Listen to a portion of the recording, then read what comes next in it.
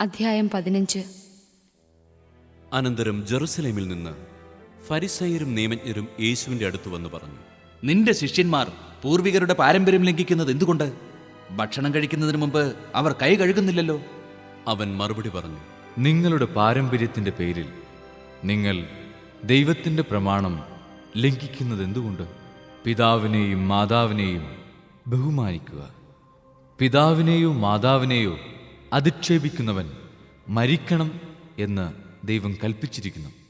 എന്നാൽ നിങ്ങൾ പറയുന്നു, ആരെങ്കിലും തൻ്റെ പിതാവിനോടോ മാതാവിനോടോ എന്നിൽ നിന്ന് നിങ്ങൾക്ക് ലഭിക്കേണ്ടത് വഴിപാടായി നൽകിക്കഴിഞ്ഞു എന്ന് പറഞ്ഞാൽ പിന്നെ അവൻ അവരെ സംരക്ഷിക്കേണ്ടതില്ല എന്ന്.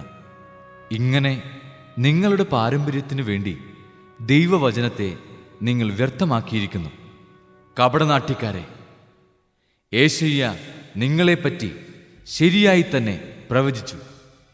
ഈ ജനം അധരം കൊണ്ട് എന്നെ ബഹുമാനിക്കുന്നു, എന്നാൽ അവരുടെ ഹൃദയം എന്നിൽ നിന്ന് വളരെ അകലെയാണ്.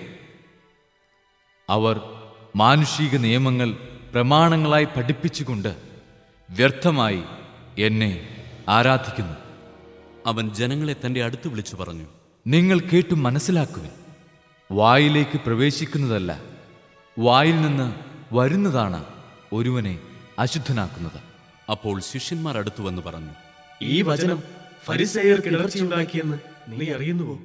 അവൻ മറുപടി പറഞ്ഞു, എന്റെ സ്വർഗീയ പിതാവ് നട്ടതല്ലാത്ത ചെടികളൊക്കെയും പിഴുതുമാറ്റപ്പെടും. അവരെ വിട്ടേക്കൂ. അവർ അന്ധരെ നയിക്കുന്ന അന്ധരാണ്. അന്ധൻ അന്ധനെ നയിച്ചാൽ ഇരുവരും കുഴിയിൽ വീഴും. ഈ ഉപമ ഞങ്ങൾക്ക് വിശദീകരിച്ചു തരണമേ എന്ന് പത്രോസ് അപേക്ഷിച്ചു. അവൻ ചോദിച്ചു, നിങ്ങൾ ഇപ്പോഴും ഗ്രഹണശക്തിയില്ലാത്തവരാണ്. വായിൽ പ്രവേശിക്കുന്നവ ഉദരത്തിലേക്ക് പോകുന്നെന്നും അവിടെ നിന്ന് അത് വിസർജിക്കപ്പെടുന്നെന്നും നിങ്ങൾ ഗ്രഹിക്കുന്നില്ലേ? എന്നാൽ വായിൽ നിന്ന് വരുന്നത് ഹൃദയത്തിൽ നിന്നാണ് പുറപ്പെടുന്നത്. അത് മനുഷ്യനെ അശുദ്ധനാക്കുന്നു.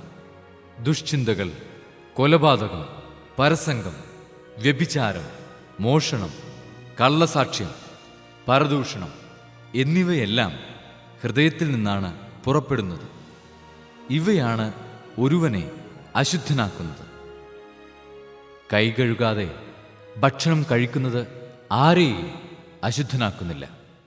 യേശു അവിടെ നിന്ന് പുറപ്പെട്ട് ടൈർ, സീദോൻ എന്നീ പ്രദേശങ്ങളിലെത്തി.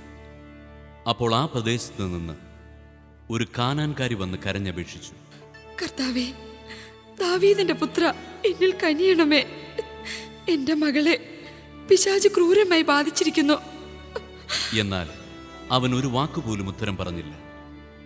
ശിഷ്യന്മാർ അവനോട് അഭ്യർത്ഥിച്ചു, അവളെ പറഞ്ഞയച്ചാലും അവൾ നമ്മുടെ പിന്നാലെ വന്ന് നിലവിളിക്കുന്നല്ലോ. അവൻ മറുപടി പറഞ്ഞു, ഇസ്രായേൽ ഭവനത്തിലെ നഷ്ടപ്പെട്ട ആടുകളുടെ അടുത്തേക്ക് മാത്രമാണ് ഞാൻ അയക്കപ്പെട്ടിരിക്കുന്നത്. എന്നാൽ അവൾ അവനെ പ്രണമിച്ച്, കർത്താവേ, എന്നെ സഹായിക്കണമേ എന്നപേക്ഷിച്ചു. അവൻ പറഞ്ഞു, മക്കളുടെ അപ്പമെടുത്ത് നായ്ക്കൾക്ക് എറിഞ്ഞു കൊടുക്കുന്നത് ഉചിതമല്ല. അവൾ പറഞ്ഞു, അതേ കർത്താവേ, നായ്ക്കളും യജമാനന്മാരുടെ മേശയിൽ നിന്ന് വീഴുന്ന അപ്പകഷ്ണങ്ങൾ തിന്നുന്നുണ്ടല്ലോ. യേശു പറഞ്ഞു, സ്ത്രീയെ, നിന്റെ വിശ്വാസം വലുതാണ്. നീ ആഗ്രഹിക്കുന്നത് പോലെ നിനക്ക് ഭവിക്കട്ടെ. ആ സമയം മുതൽ അവളുടെ പുത്രി സൗഖ്യമുള്ളവളായി. യേശു അവിടെ നിന്ന് പുറപ്പെട്ട് ഗലീലിക്കടലിന്റെ തീരത്തു വന്ന് ഒരു മലയിൽ കയറി അവിടെയിരുന്നു.